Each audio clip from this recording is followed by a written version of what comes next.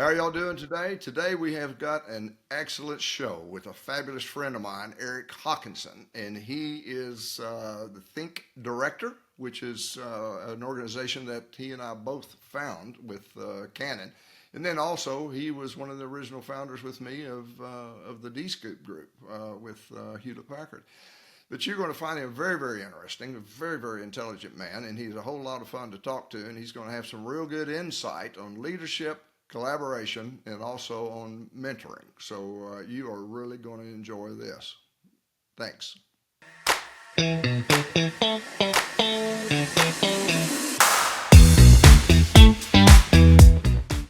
Eric, good morning. How are you? Larry, I'm great. How are you? I am well, thank you. I just really want to appreciate you being on the show this morning. You know, looking forward to it. You and I have known each other for 20 plus years, I guess, and traveled the world together in several different areas. Thank goodness on somebody else's pocketbook, so that helped a lot. you know, 20 years of great experiences. Yeah. Oh my God, has it been experiences? I mean, I think back, you know, and I talk to people of how fortunate, you know, I was to be chosen to be in the original first DPAC that HP was putting on. And of course, I bought one of the first Indigos, you know, in Texas, I think it was. And when they reached out to me, you know, and asked me if I wanted to be on this board, and I said, well, yeah, sure, you know. So then that's where I met Francis and Big Bob and, you know, Chris Wells and, you know, a few of the other guys. So it was good. Yeah, they're literally the pioneers of digital printing back then. And the pioneers, that's really, you are correct, you know, when talking about that. And God, I remember. And of course, Chris, he always sat across the table from me, you know, and I think we had about 12 guys in there. And, I mean, Chris was just a kid. Mm-hmm. Yeah, I mean, he was just a snot-nosed kid. I don't know how old he was, but I think he was just barely 30.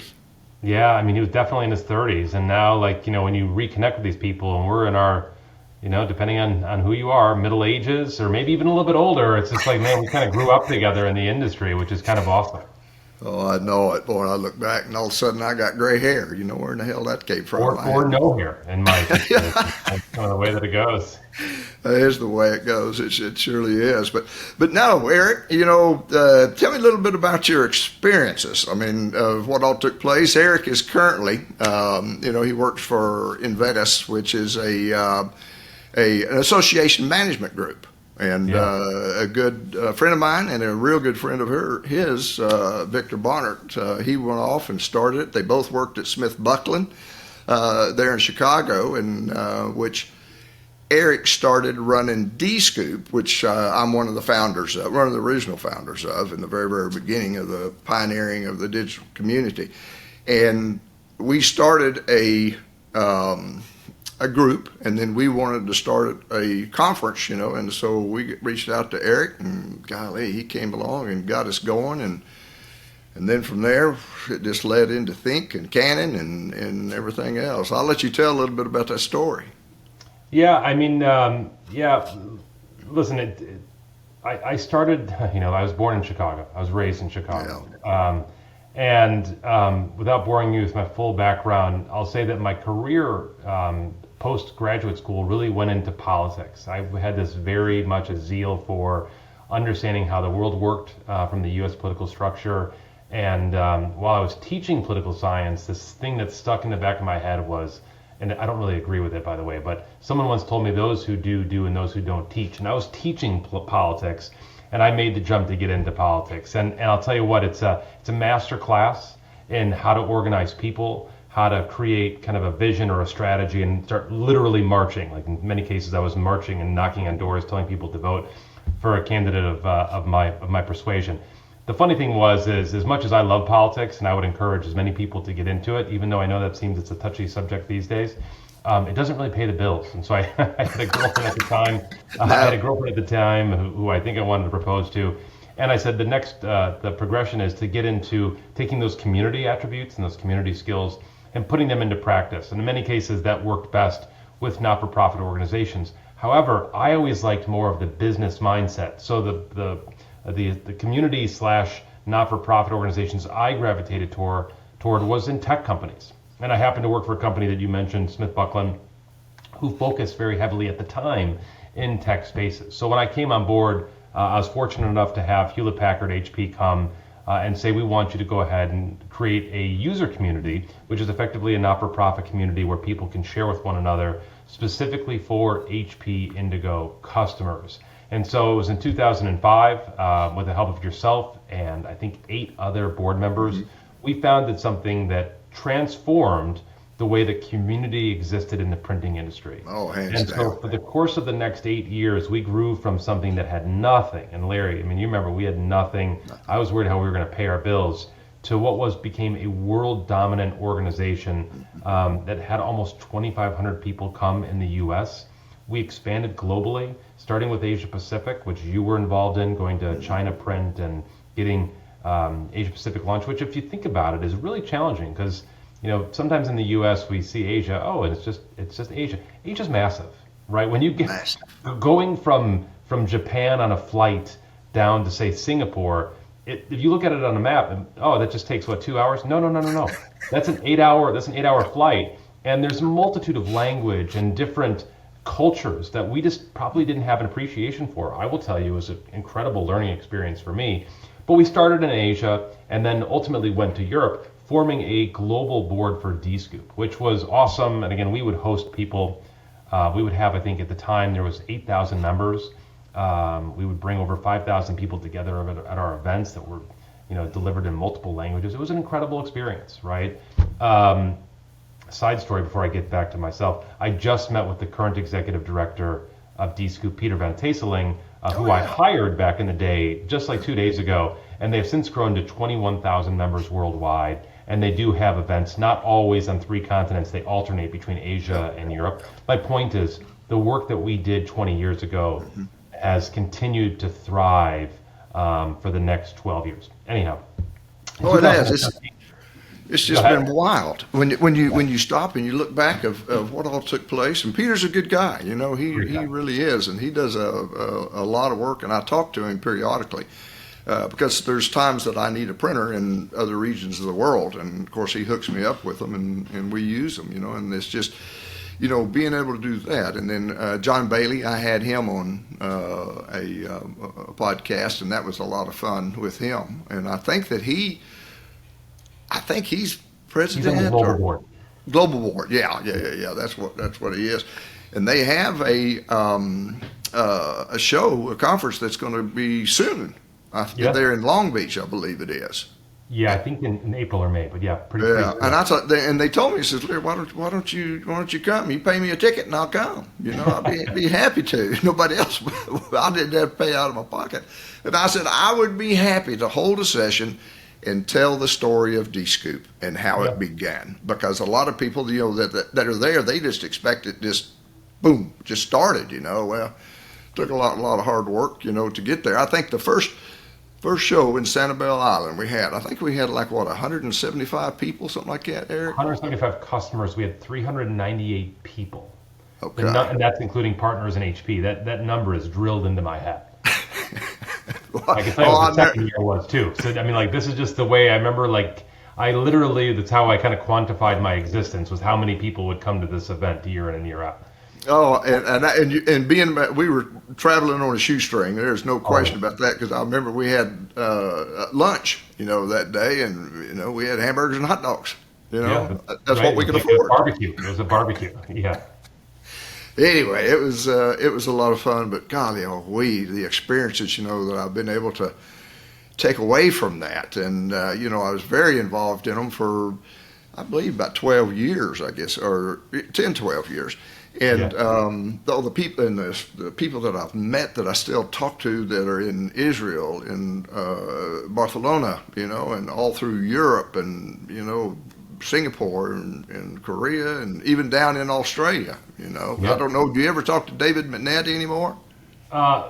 Infrequently, but again, we're connected on the socials, so I get to see kind of how his life has progressed, over a decade after first connecting with him. Yeah, and it was just unbelievable. Well, of course, the man that really helped drive all this is Francis McMahon, which just a dear friend of mine. He's a mentor to me, and he worked with HP. He was in the marketing area, and then he left there, and then he went to work for Canon. and Canon was getting into the inkjet. And that's what was really driving him to go to work for them. And then naturally, he approached me. We're there in Chicago. We were at the Brownstone, and he says, Larry says, I got to start a users group, and I'll never forget that. And I said, well, you know the guy that's going to be able to do it, Eric Hawkinson. Right. So that was good, because then you and I became founders of that. It was to your point. It was about 8 years, and I mentioned I lived in Chicago. Francis, who you and I both knew, I mean, he was instrumental for the first 5 years of Dscoop. He came and said, "Would you ever think about changing your role, but being in marketing for it was OSE, but they were acquired by Canon at the time." And I said, "Sure." I said, "I'll just how do I do it from Chicago?" He's like, "You can't, right? So you're going to have to move to Florida." And I had my wife. I had 2 kids, and I remember talking to my wife, and I said, here's the deal. And by the way, I bleed Chicago. Like I love it to this day, right? Yeah, you do. But I told my wife, I said, there's this great opportunity, but it requires moving to Florida. And she's just like, well, the good thing is, Eric, that Chicago's not going anywhere, right? You can always come back. And it was with that I said, let's go ahead and do it. And we made that big jump, moved down to sunny Florida, still here today. Yeah. And to your point, we kicked off, obviously, at a marketing role, which was great. There was this emerging technology called inkjet. Canon/OSE had some pretty great devices that were black and white. They were moving into color. And one of the first things I did was we're going to go create a user community similar to Dscoop, but specifically for inkjet, because that was going to be, if you kind of just read the writing on the wall, that was the future. The nature of the details of inkjet were lower cost, easier color management, like all the basics. It just made the most sense for an industry that was looking to shave costs where it could. Yep. And again, with the help of yourself and 7 other digital pioneers, but mainly in inkjet, we launched Think, and we did the first one at the Roosevelt Hotel in New York. Oh yeah. Yeah, it's ironically where, if anyone who's been listening has watched the movie Wall Street, it's the same hotel where Gordon Gekko does the famous "Greed, for lack of a better word, is good."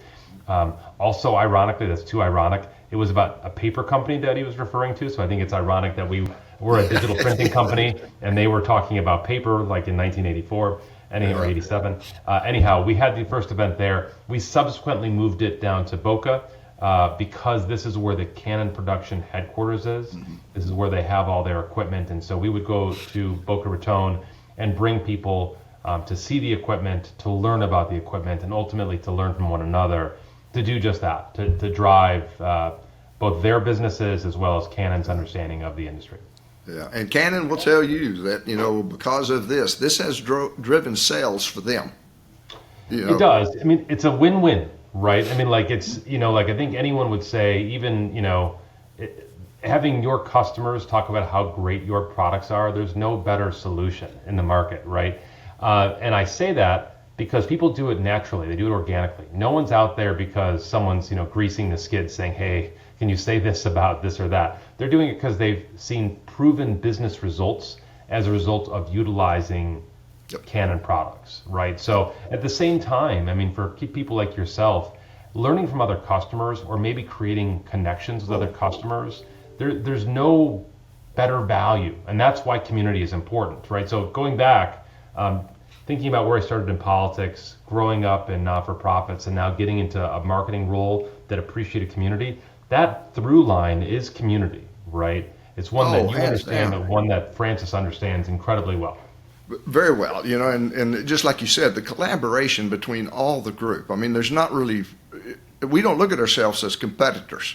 No. We have always been collaborators. We talk to each other. Well, how did you do this? Well, what did you do to capture this type business? And we've always helped each other, which is a very, very good feeling, which has helped me succeed. I mean, I have had several companies in Houston, that I feel that are collaborators, that I work with, and they work with me. I've had several in Texas. I have several in the United States, and I have several in the world. And when people come to me and ask me, says, well, Larry, I've got to get this printed, over in London. And I said, well, no problem. I get it for you. Hey, I got to get this printed over in Singapore. Can you do it? Yeah, no problem. And so it just, I've become a global printer. Yeah. And with ease. You don't have to deal with customs, which is just a real pain. You don't have to deal. Sometimes you have to deal with the VAT tax, but very rarely, when you have that type thing. So there's just a tremendous amount of advantages on that. Let me add one other thing to that. I think there's an overused phrase, and it has been since the book was originally created. But a book that Thomas Friedman wrote was "The World is Flat." He wrote this in like 2005, right? And at the time, he saw a world where there's a global economy that's a piece of obviously your local economy. Yep. And what I would say is the world is flat, provided that you have connections, right? The fact Yes. that you can go ahead and pick up the phone and call Yuki Okamoto in Japan, or David Manette in Australia, or John Bailey, Gary Peeling in the UK. It's flat for you because you've been able to make that connections. And this is where I would tell you, that's why community is important, because we were able to be the bedrock or the foundation of what that community is, and why you've been able to see your business grow as a result of these communities. And so it's fantastic. Oh, it's just been a win-win. It's been so enjoyable. It really has.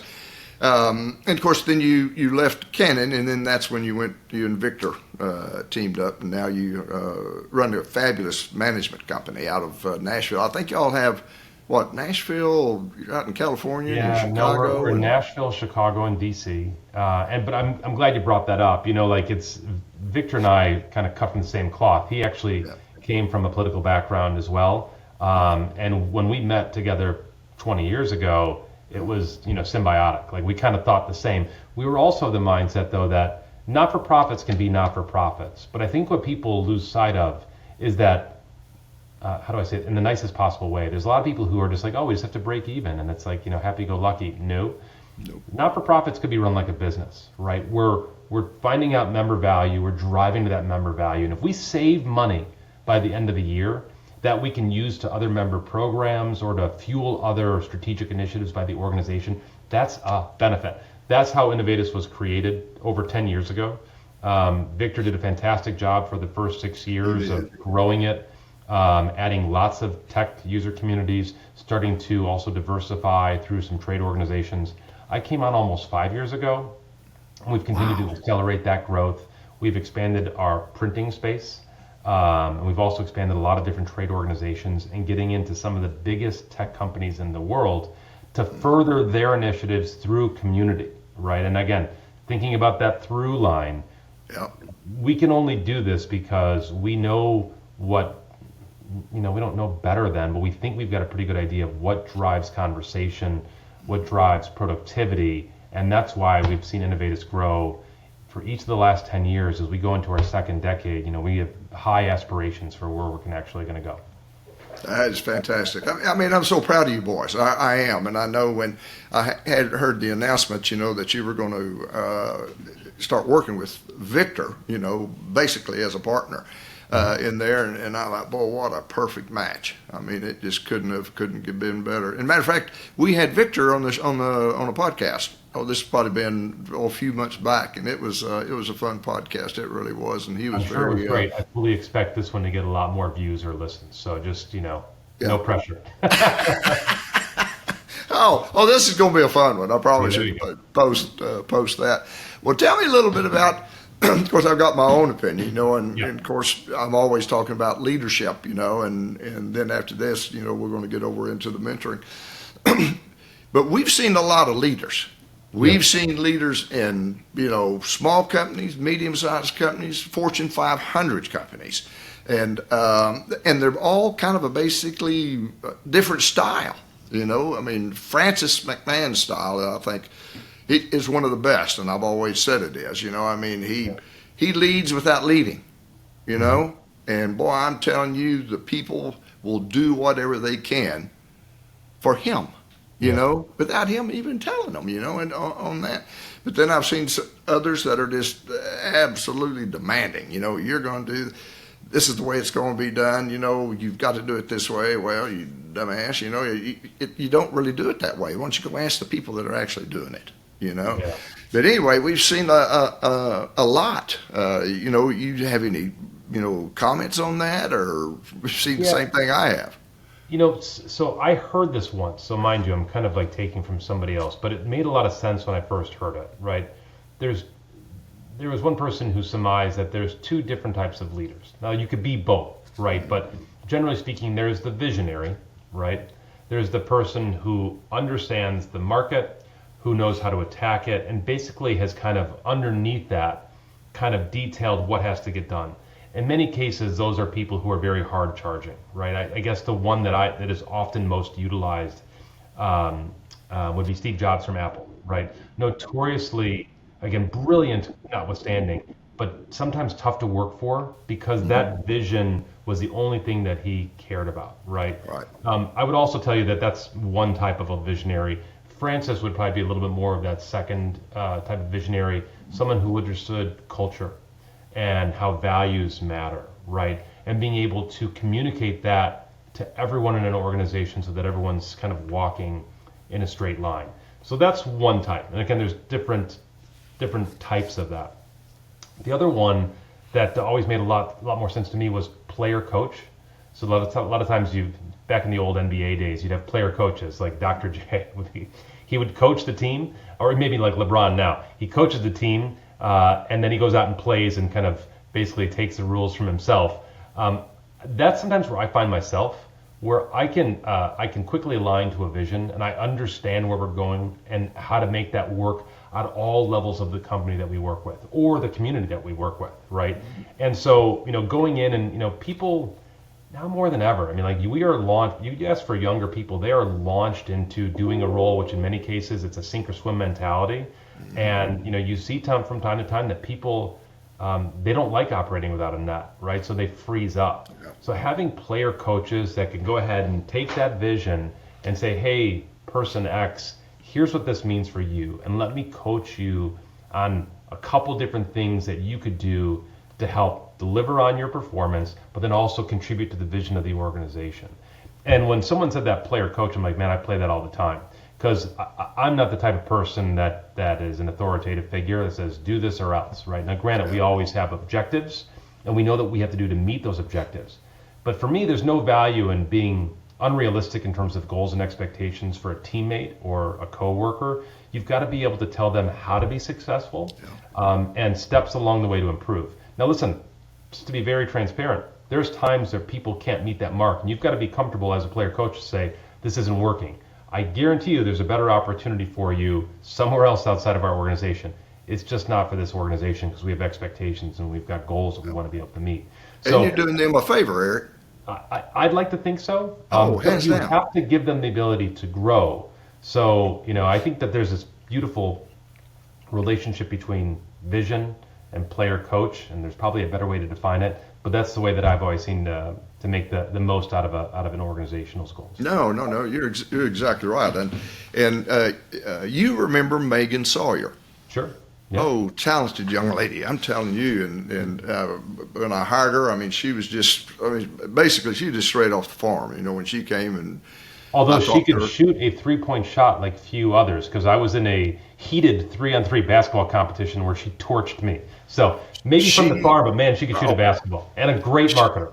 Oh my God, she is still to this day has the standing record for the college. I can't remember the college. It's in Abilene. Yeah. For the number one amount of 3-point shots. Yeah. And no other team member has ever done that. And that's, God almighty, that's probably been 15 years. In my mind, in 2011, she was Caitlin Clark before Caitlin Clark. Oh, remember? Oh man. she was incredible. Sorry, I interrupted you. No. Yeah. Anyway, she's a wonderful young lady, and golly, and you were talking about, you're working with them and you want them to grow and you want them to succeed. Matter of fact, Megan just tried to call me just earlier, and I'm going to be sure I tell her that I talked to you on the phone, that I talked to you on the podcast. But I told Megan, we were probably a good year into her employment with me, and because I told Tim Gandry, I said, hire her. I said, she's a diamond in the rough. We'll find some kind of job for her somewhere.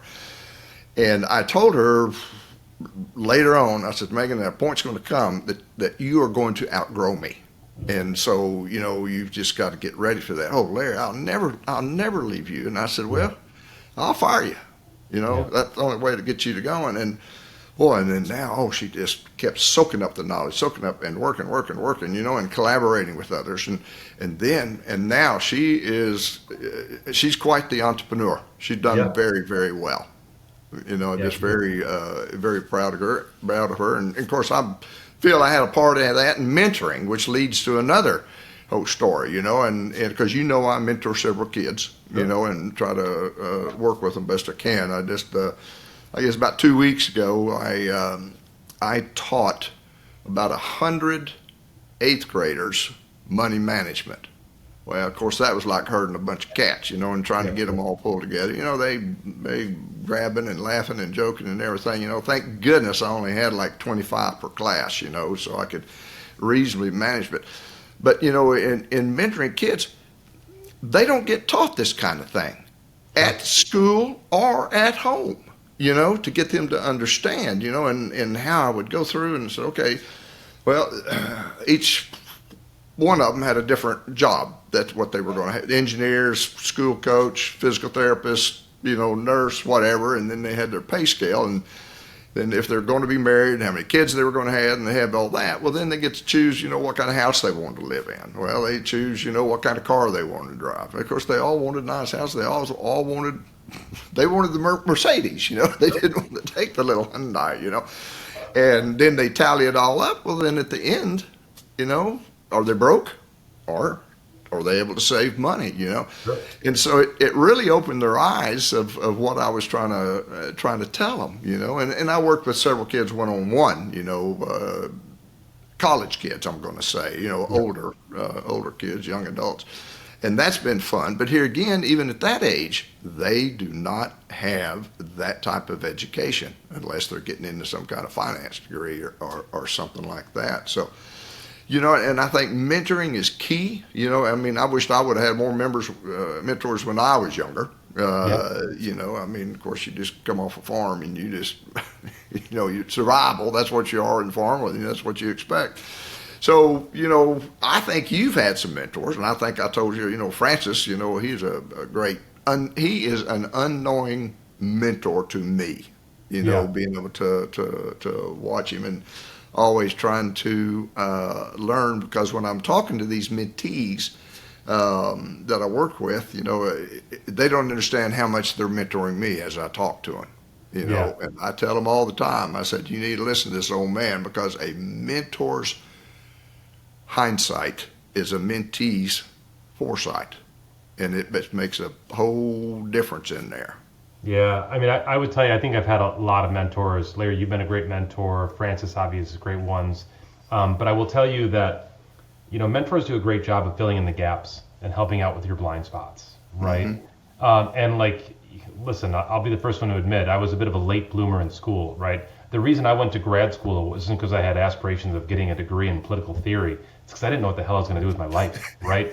So I'm like, I better just stay in school. It's a safe place. But along the way, I would have people, kind of tell me, here's the things that you need to work on should you want to get originally into politics, right? Yeah.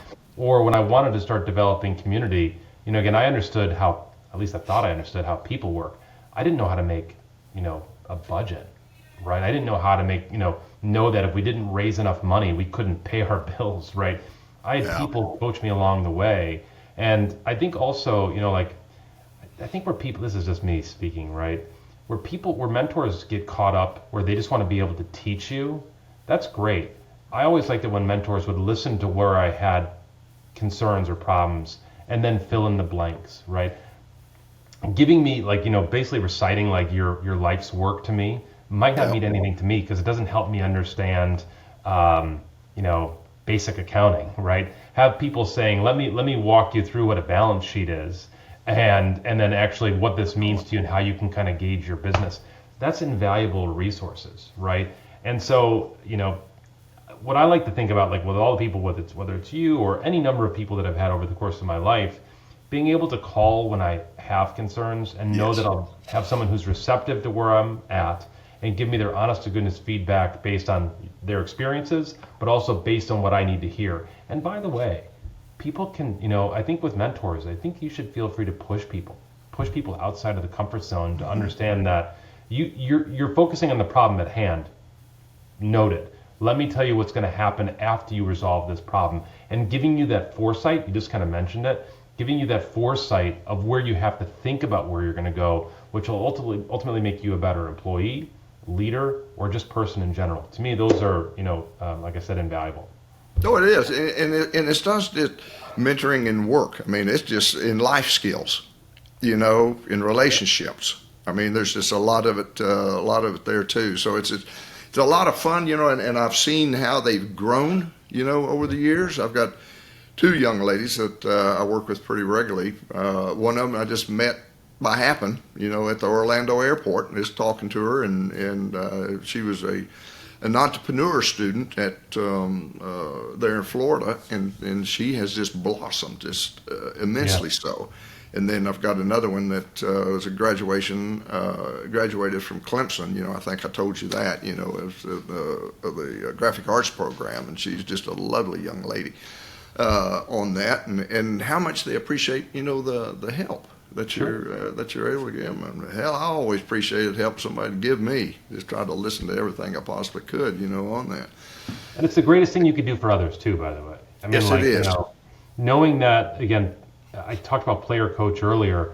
Player coach can exist outside of the work environment, and even if it's someone like my kids play sports, right? Yeah. Trying to help some of the kids that might have confidence issues with ways that they can help build their confidence, right? Or just sometimes, letting people know that doing something doesn't mean you have to be the best at it, right? You can only be as good as what you can do, and let me help make you the best player / leader that I can be. That's it's a service that we need to be doing more of for others.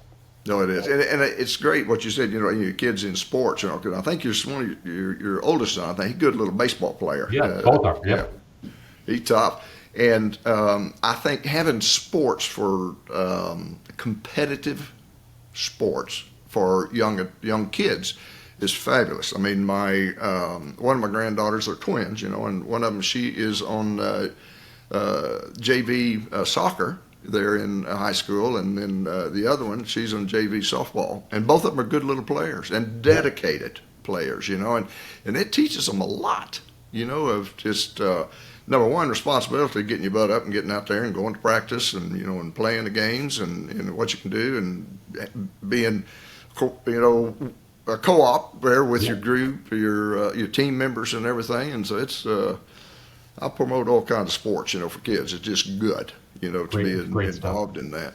And I got, getting towards the end here, I've got a kind of a smart ass comment I was talk to you about.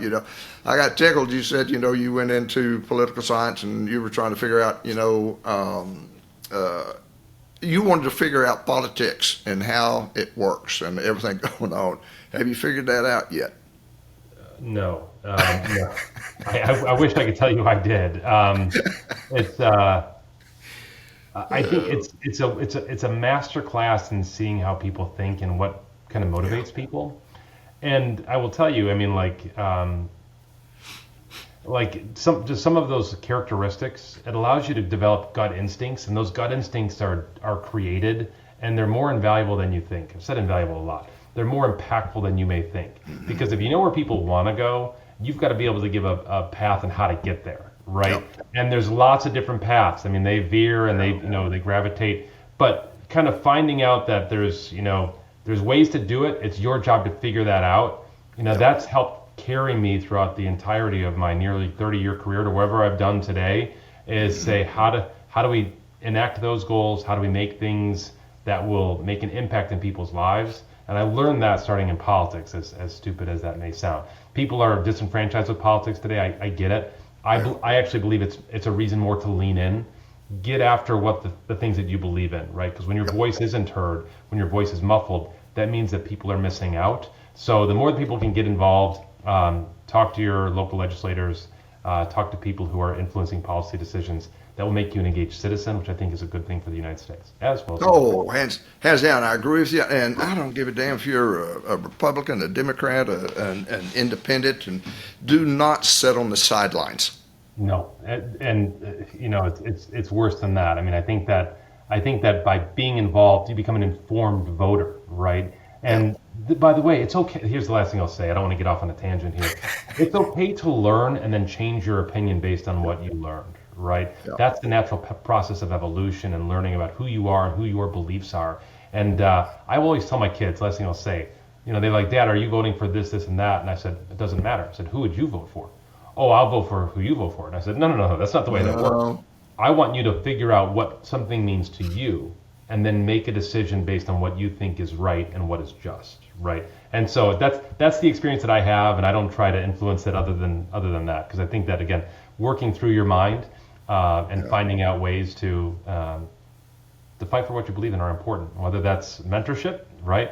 Or whether that's things that you work on. How do you help meet your goals and how do you meet your objectives? That's, challenge yourself.